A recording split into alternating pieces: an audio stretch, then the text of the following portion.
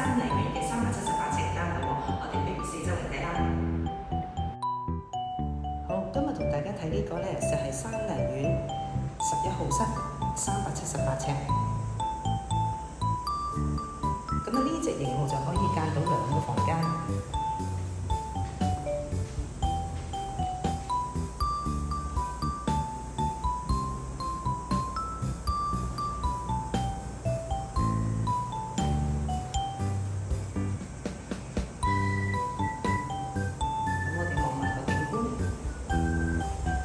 呢邊咧就會望翻過去黃河山村，咁就入廚房裏邊睇一睇先。